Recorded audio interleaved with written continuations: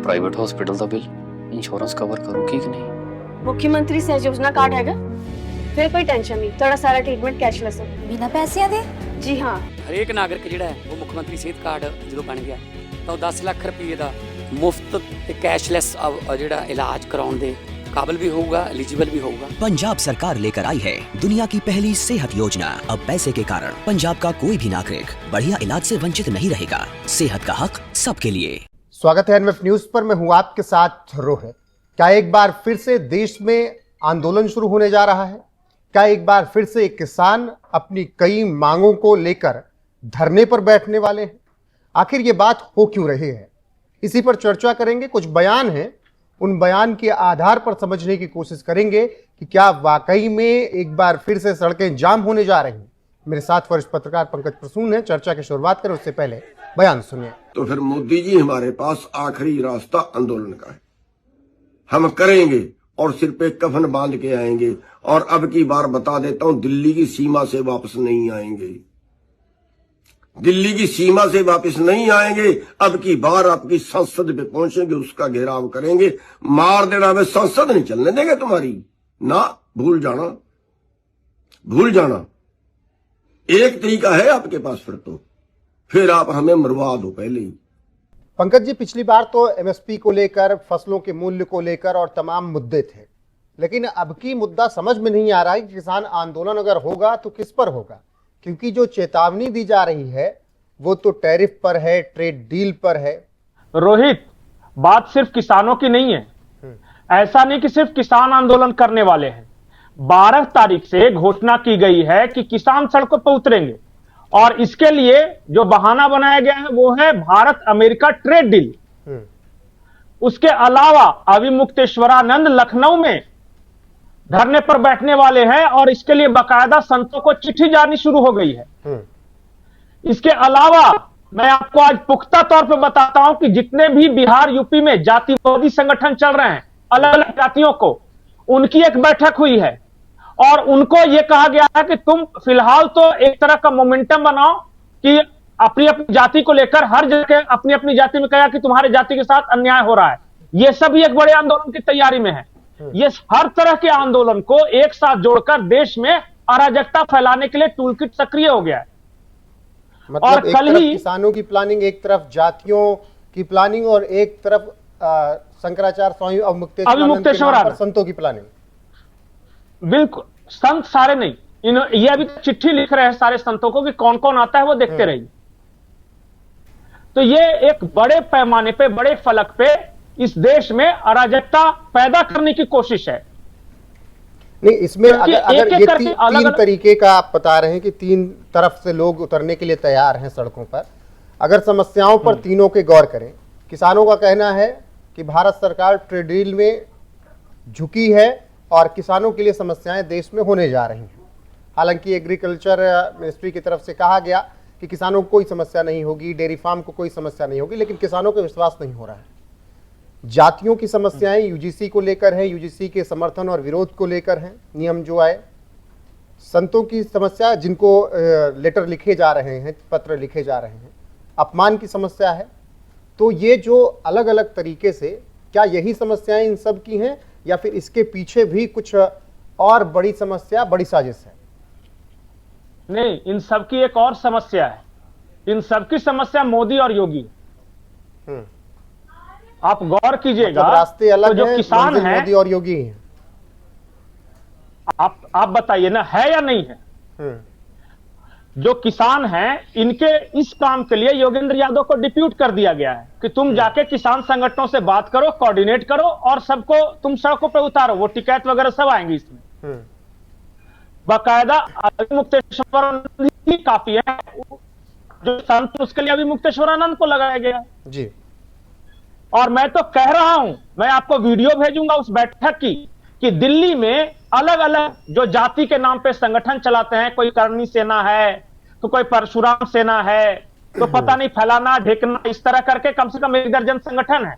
उन सबको एक जगह कोऑर्डिनेट करके बुलाया गया है कि भाई आप अपनी अपनी जातियों को बताओ कि आपकी जातियों के साथ बड़ा अन्याय हो रहा है।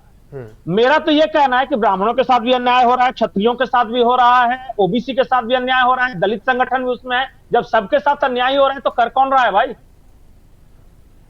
कोई मुझे बता दे। और अब मैं आपको जो गंभीर बात बता रहा हूं उसे सुनिएगा जी। करीब 1 महीने पहले की बात है। पीटर नवारो, ये है ट्रेड सेक्रेटरी है ट्रंप प्रशासन में, उसने एक स्टेटमेंट दिया था। उसने कहा था कि भारत के तेल रिफाइनरियों पे ब्राह्मणों का कब्जा है। याद है वो स्टेटमेंट उसका? बिल्कुल बिल्कुल। रूस के तेल से ब्राह्मण उसके अलावा मुनाफा कमाते हैं, पीटर नवारो ने बोला था। बिल्कुल, वो ब्राह्मण ही उसने क्यों कहा? अब मैं आपको और स्टेटमेंट बताता हूं। डोनाल्ड ट्रंप का कल एक स्टेटमेंट आया है कि मैं तो चाहूं तो मोदी को बर्बाद कर सकता हूं, लेकिन मैं फिलहाल ऐसा करूंगा नहीं। और इस फिलहाल वर्ड को अंडरलाइन कर दीजिए कि फिलहाल नहीं करूंगा लेकिन आगे कर सकता हूं। मैं आपको पूरी जिम्मेदारी के साथ एक बात बता रहा हूं कि भारत में सोशल मीडिया का एल्गोरिदम बदल रहा है और रीजन बाय रीजन बदल रहा है। नहीं, ये अगर आप साउथ पीटर नवारो के बयान का जिक्र कर रहे हैं तो एल्गोरिदम से ज्यादा इस तरीके के बयान तो इस देश के भी अंदर आए कि 10% उच्च श्रेणी के लोगों का सेना पर कब्जा, क्रिकेट की टीम पर ब्राह्मणों का कब्जा या राजपूतों का कब्जा, क्या कहते हैं फिल्मों में। ना ना ना ना ना ना ना आपको लग रहा हो कि सिर्फ ब्राह्मणों का कब्जा, ब्राह्मण भी कह रहे हैं कि अब अलग देश चाहिए हमें, हमारे साथ अन्याय हो रहा है। ब्राह्मणों की तरफ से भी आ रहा है। मैं तो उस और देश की सबसे पुरानी पार्टी के सबसे बड़े नेता के बयान बता रहा हूं। जो पीटर नवारो ने कहा उसी तरीके से इस देश में बोला गया या नहीं बोला गया। मिस इंडिया, मिस फेमिना, पता नहीं कौन कौन से अवार्ड होते हैं, उसमें भी ओबीसी, एसटी, एससी, जनरल, ब्राह्मण, राजपूत खोज लिया गया उनके द्वारा। हालांकि लाल डायरी हाथ में साथ में इसलिए तो मैं कह रहा हूं संविधान लिखा या कुछ और वही जाने। नहीं, इसलिए तो मैं कह रहा हूं कि टूल किट सक्रिय हो गया है और सी कंपनी के युवराज भी काफी लंबे अरसे से सक्रिय हैं। तो ये बयान मैच कैसे हो सकता है कि यहां पर भी नेता प्रतिपक्ष कह रहे हो कि उच्च श्रेणियों का कब्जा है और ट्रंप का सलाहकार भी कह रहा हो कि रूसी तेल से ब्राह्मण फायदा कमा ले रहे हैं। और एक बात जान जाइए, वहां से इशारा है, वहां से फंडिंग है, यहां का टूलकिट है, वहां का एल्गोरिदम है और यहां फुट सोल्जर्स के रूप में इन सबको उतारा जाएगा। ये जो सो कॉल्ड किसान और जातिवादी संगठन के सारे कार्यकर्ता और ये सारे दलित संगठनों के और सबको उतारा जाएगा। मैं तो कल भी ये बोल रहा था कि चाहे आप किसी भी सोशल मीडिया पे जा रहे हो जो अमेरिका से चल रहा है और जाके देखिए साउथ इंडिया में अगर आप जाइएगा तो वहां इस बात को लेके टॉप ट्रेंड है कि साउथ इंडिया के साथ अन्याय है। जब आप नॉर्थ ईस्ट में जाएगा तो मणिपुर में इस बात को ट्रेनिंग कराया जा रहा है कि बीजेपी सरकार है इसलिए मणिपुर जल गया। जब आप पंजाब साइड में जाइएगा तो वहां टॉप ट्रेंडिंग कुछ और है और जब बिहार और यूपी में आप हैं तो यहां कास्टिज्म ये टॉप ट्रेंडिंग है और आंखों के सामने वही गुजर रहा है। ये सब अकारण नहीं है।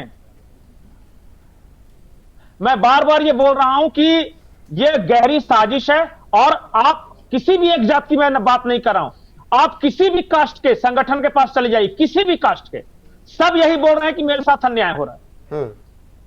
आप चाहे दलितों के संगठन के पास चले जाइए, वो कहेंगे कि अन्याय हो रहा है। ओबीसी के किसी भी जाति के संगठन के पास चले जाइए, वो कहेंगे अन्याय हो रहा है। सवर्णों के किसी भी जाति के संगठन के पास चले जाइए, वो सब बोलेंगे कि मेरी जाति के साथ अन्याय हो रहा है। तो भैया जब सबके साथ अन्याय हो रहा है इस देश में और मुसलमानों के साथ तो हमेशा से हो ही रहा है, तो आप बताइए कि तो कर कौन रहा है? ये कोई ना अन्याय हो रहा है ना कोई अन्याय कर रहा है। बिल्कुल ना कहीं अन्याय हो रहा है ना कोई कर रहा है। देश वैसे ही है, लेकिन क्या है कि चर्चाएं बदल रही हैं और चर्चाओं को बदला जा रहा है। तो मतलब 11 साल में साम दाम दंड भेद सब अपना लिया गया, उससे नहीं काम हो पाया तो साजिश का तरीका अब शुरू हो गया है। अब देखते जाइए ना, 12 फरवरी को किसान सड़कों पर उतरेंगे, अगले महीने से अभी मुक्तेश्वरानंद उतरेंगे और कुछ उसी के आसपास ये सारे संगठनों को, एक तरफ ओबीसी के जातिवादी संगठन और दलितों के जातिवादी संगठन रहेंगे, दूसरी तरफ सवर्णों के जातिवादी संगठन रहेंगे। फंडिंग एक ही जगह से, लेकिन लड़ेंगे रोड पे आके एक दूसरे के साथ ताकि समाज में तनाव बढ़े और इसी तरह अराजकता फैलाकर भारत के ग्रोथ को रोकने की साजिश है, भारत की तरक्की को रोकने की साजिश है। बांग्लादेश के चुनाव के बाद ये सब आपको मोमेंटम ज्यादा दिखाई देगा। हाँ, क्योंकि अभी पूरा फोकस तो बांग्लादेश चुनाव पर ही है फिलहाल। बिल्कुल, सीआईए का पूरा फोकस अभी बांग्लादेश के चुनाव पे है। अभी देखते जाइए भारत में। हाँ, हो सकता है नेपाल चुनाव नहीं होता है तो मेरा नाम बदल दीजिएगा होली के बाद। बिल्कुल। बाकी आपको बहुत शुक्रिया हमारे साथ जुड़ने के लिए। फिलहाल किसान आंदोलन एक बार फिर से शुरू होने जा रहा है, ऐसी तस्वीरें दिख रही हैं, बयान जो आ रहे हैं उसके आधार पर। साथ ही कुछ जातियां भी हैं जो पूरी तरीके से संगठित हो रही हैं, वो भी सड़कों पर उतरने के लिए तैयार। जी पंकज, एक आखिरी बात मैं कह रहा हूं, ये छूट गया था। एक फुटेज है जो मैं आपको भेज रहा हूं पार्लियामेंट का, वो देखिएगा कि आपस में चर्चा होती है महिलाओं के द्वारा। उसमें से महिला में भी दलित महिला को आय किया जाता है और प्रधानमंत्री कुर्सी के आसपास जाके वो घेरने की कोशिश करते हैं। मैं ये नहीं कर रहा हूं कि ये जान से मारने वाले थे। इनका मकसद ये था कि वहां जाएंगे, प्रधानमंत्री को हैकल करेंगे तो कुछ ना कुछ सामने से रेजिस्टेंस होगा, तो पूरे देश में दलित महिला को मोदी ने देखिए कैसे करवाया। इस बात का नैरेटिव सेट करने की साजिश थी वो। वहां पर मामला नहीं बन पाया तो अब सड़कों पर उतरने की तैयारी है। बिल्कुल बिल्कुल, ठीक है।